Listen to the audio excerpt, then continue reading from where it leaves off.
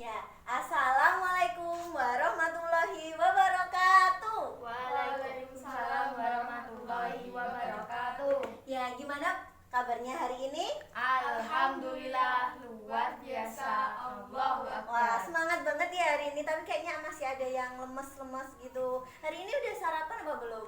Udah. Oh, sudah. Bagus kalau gitu. Nah, selanjutnya sebelum kita mengawali kegiatan pembelajaran pada hari ini, marilah kita berdoa terlebih dahulu, gitu ya. Berdoanya bisa dipimpin sama Mbak Lia. Doa mulai. Doa selesai. Ya, alhamdulillah. Nah, tadi gimana? Udah sarapan belum tadi? Sudah. Udah sarapan semua ya. Mbak Lia sarapannya apa Mbak Lia? Nasi goreng. Nasi goreng. Mbak Andin? Mie goreng. Mie goreng. Mbak Elta? Mie goreng. Mie goreng. Bagus ya. Berhubung ini ngomong-ngomong, kenapa sih kok kayaknya ibunya nanya udah makan apa belum, udah sarapannya apa, kayak gitu kan. Nah, jadi ibu tanya tadi itu ada hubungannya dengan materi kita pada hari ini, kayak gitu. Kira-kira nih materinya apa sih pada hari ini, kenapa ibu nanya makanan, kayak gitu. Kira-kira apa? Tahu nggak? Pencernaan. Oke, pencernaan. Ya, lanjut ya. Jadi hari ini itu materi kita adalah sistem pencernaan pada tubuh kita manusia, seperti itu. Nah, sebelumnya ada yang tahu nggak makanan itu awalnya masuk ke mana?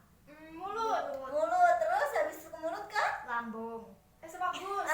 esofagus ya. Dan nanti sampai ke hasil akhirnya itu lewat anus dalam bentuk apa? Feses, benar sekali ya. Ini ibu ada contohnya. Ini bisa ada lihat gambar. Nah, oke, untuk yang pertama, makanan itu akan masuk melalui mulut kan, kayak gitu. Nah, sebelum kita lanjutin, kalian tahu nggak sih kenapa sih kita harus belajar untuk mengetahui sistem pencernaan yang ada di dalam tubuh kita, kayak gitu? Tahu nggak? Ya, pada bingung kan ya? Oke, lanjut. Kenapa sih kita perlu mempelajari sistem pencernaan di dalam tubuh kita? Yang pertama, supaya kita tahu makanan itu masuknya lewat mana, terus kemana aja, jalurnya itu lewat mana aja, terus hasil akhirnya, kayak gitu kan? Nah, itu. Lanjut. Makanan pertama kali itu masuk ke mulut. Nah, di mulut itu ada apa sih? Ada lidah. Nah, jadi kalau di mulut itu akan terjadinya kinerja mekanik. Nah, kinerja mekanik itu nanti akan mengunyah makanan, menghancurkan makanan yang dibantu oleh Lidah. dan gigi. Benar sekali. Jadi di mulut nanti itu akan ada lidah dan gigi yang akan membantu untuk menghancurkan dan melunakkan menjadi kecil-kecil gitu ya makanannya, kayak gitu. Terus setelah ke mulut nanti akan melewati esofagus. Nah, di esofagus kira-kira ngapain sih makanannya? Ada tahu nggak? Jadi makanan itu waktu melewati esofagus itu kan kayak sebuah jalan kayak gitu, ruangan. Nah, di dalam esofagus nanti itu makanan itu akan dibantu dorong menuju ke lambung, nah kayak gitu, atau ventricle kayak gitu. Nah di lambung itu kira-kira kalian tahu nggak ada apa sih di lambung itu nanti akan ada apa gitu? Kan tadi makanannya udah di kecil-kecil di mulut, didorong melalui esofagus masuk ke lambung kayak gitu. Nah, oke, langsung kalau di lambung itu nanti akan ada enzim-enzim yang akan membantu pencernaan yang ada di dalam lambung kayak gitu. Nah, nanti salah satunya itu adalah asam klorida. Nah, asam klorida itu nanti akan membunuh mikroba-mikroba yang ada di dalam makanan supaya makanannya itu menjadi steril atau menjadi higienis, dapat kita lanjutkan ke proses yang selanjutnya, seperti itu. Nah, setelah ke lambung nih, kira-kira kemana setelah ke lambung? Ke usus. Oke, usus. Kan ini ada dua nih, ada usus halus sama usus besar. Nih kemana dulu nih? Yang pertama. Oke, usus halus, benar. Nah, nanti di usus halus itu akan terjadinya penyerapan makanan. Jadi makanannya nanti itu yang dalam bentuk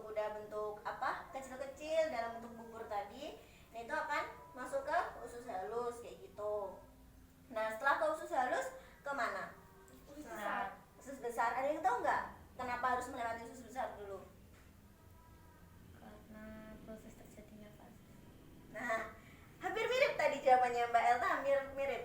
Nah, jadi kalau untuk di usus besar sendiri itu nanti makanan sisa-sisa makanan nanti itu akan dihancurkan.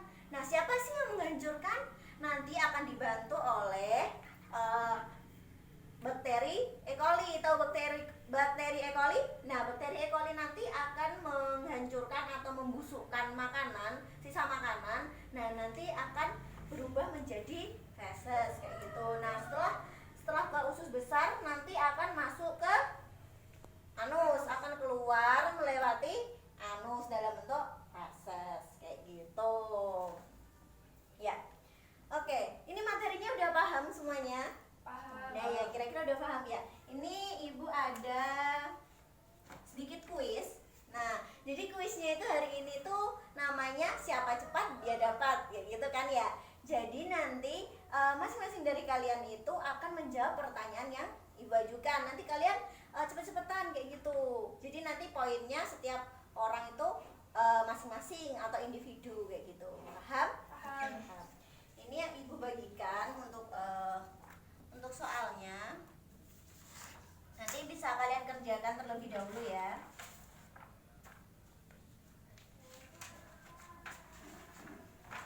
Nih. Oke. Ibu kasih 2 menit ya untuk mengerjakan. Bisa dibaca kayak gitu. Gimana, ada yang sulit?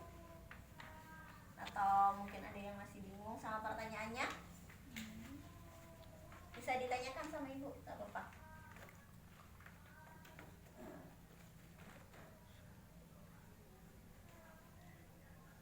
Kayaknya udah paham semua ya ini ya, dan jawabannya udah kayaknya nanti kalau benar semua ada jawabannya nanti. Oke. Gimana? Udah ya? Udah. Nah, kita lanjut ke game. Nah, gamenya kali ini tuh kayak gitu. Jadi siapa cepat dia dapat. Jadi jawabnya itu harus cepet-cepetan kayak gitu. Oke? Udah siap semuanya? Udah. Siap. Oke, lanjut ya. Ibu ada pertanyaan. Bisa dilihat dulu. Urutan sistem pencernaan pada manusia adalah oke, dari Mbak Elta. B. Mulut, kerongkongan, usus halus, usus besar, anus. Masa? Saya. A. Mulut, kerongkongan, lambung, usus halus, anus. Nah, benar sekali. Jadi langsung Ibu klarifikasi langsung aja ya kayak gini. Jadi untuk urutan sistem pencernaan pada manusia itu melewati yang pertama ada mulut, ada kerongkongan, ada lambung, ada usus halus, kemudian ke anus kayak gitu. Jadi jangan sampai salah lagi ya Mbak Elta, tadi udah dijelasin sama Ibu kan? Ya, oke. Jadi tadi yang dapat poin Mbak Lia. Oke, lanjut pertanyaan selanjutnya. Enzim yang dihasilkan oleh getah pankreas yang berfungsi untuk memecah amilum menjadi maltosa adalah oke, Mbak Andin? A. Amilase. Bagus, ya, enzim amilase. Nah, enzim amilase itu atau enzim petealin itu berfungsi untuk mengubah amilum atau polisakarida menjadi maltosa kayak gitu. Oke, lanjut ya. Ini yang dapat nilai baru 2 loh, Mbak Elta belum dapat nilai loh ya. Oke, selanjutnya reagen yang dipakai untuk menguji adanya glukosa adalah D. What? Mbak Lia apa? Million D. Ini apa? D. Benedict. Benedict. Apa Mbak? Diulangin lagi. Jadi jawabannya tadi apa? D. Benedict. Ya benar, jawabannya adalah Benedict. Jadi reagen yang dipakai untuk menguji adanya glukosa itu adalah Benedict kayak gitu. Jadi itu akan mengindikasikan ada tidaknya apa itu namanya glukosa di dalam makanan tersebut seperti itu. Lanjut ya. Lanjut untuk pertanyaan selanjutnya. Jenis karbohidrat yang sulit larut dalam air adalah Mbak Elta? D. Glukosa. D. Glukosa. Ya, benar sekali. Nah, jadi untuk karbohidrat yang sangat sulit larut dalam air itu adalah glukosa. Jadi untuk urutannya itu ada polisakarida, sukar larut dalam air. Contohnya itu adalah polisakarida adalah amilum, glukosa, glikogen, selulosa, pektin, linin, dan kitin. Seperti itu. Oke, sampai di sini ada yang udah mulai membara nih, mau merebut pertanyaan-pertanyaannya gitu kan ya. Mama semangatnya masih semangat kan ini? Masih. Bagus. Oke, lanjut ya. Lanjut untuk soal selanjutnya.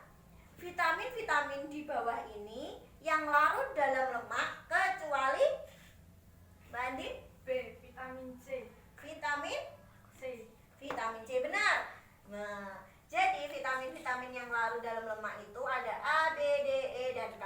Karena semua vitamin tersebut itu berasal dari daging, sayuran, hati, terus dari susu, kayak gitu ya. Oke. Pinter-pinter ya sekarang muridnya Ibu semuanya. Lanjut ya. Parotis adalah gangguan sistem pencernaan yang disebabkan D. siapa tadi? Aing. Oke, apa? Infeksi kelenjar ludah. Bagus, benar sekali, infeksi kelenjar ludah. Jadi, parotis adalah satu jenis penyakit menular di mana menyerang seseorang yang terinfeksi oleh virus paramyxovirus yang menyerang kelenjar ludah gitu. Tadi yang tertinggi poinnya siapa tadi? Sama kan? Oke, jadi poinnya tadi 22 ya. Oke, lanjut nih. Soal selanjutnya. Kedua zat makanan berikut pada berat yang sama menghasilkan energi yang sama. Mbak Andin dulu tadi. Ayo Mbak Andin. A. Protein dan karbohidrat. Apa? Protein dan karbohidrat. Ya, benar sekali.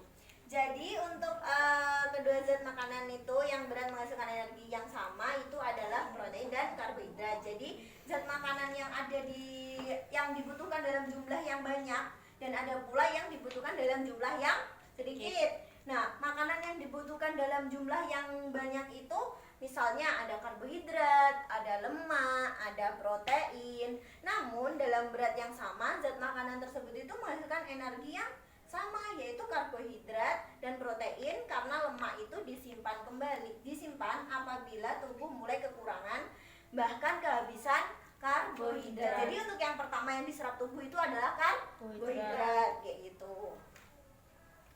Oke. Ini soal terakhir ya. Jadi nanti soal penentuan.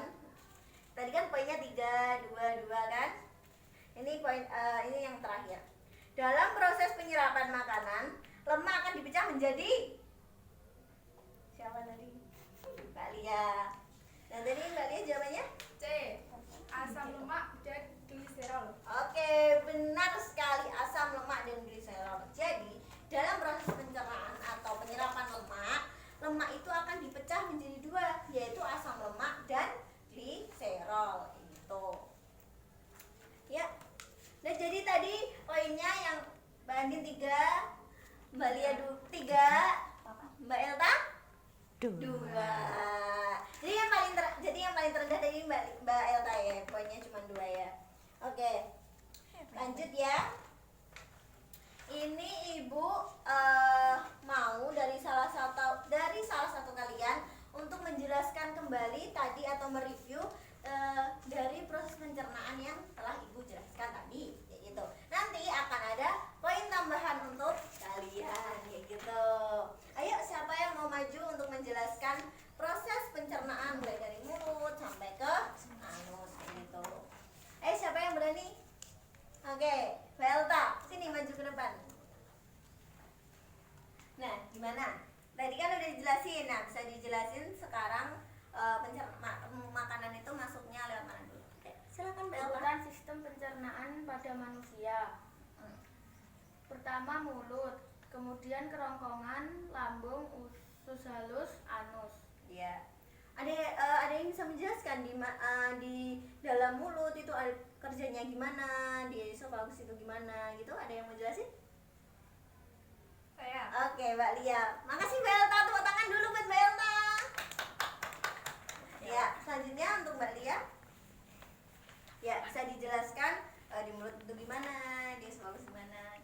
Di mulut dalam memecahkan makanan, Teman-teman mendengarkan penjelasannya? Menggunakan lidah dan gigi, lalu masuk ke esofagus. Di esofagus kenapa? Makanannya dibantu didorong untuk menuju ke Lambung. lambung. Oke, lanjut. Di lambung? Di lambung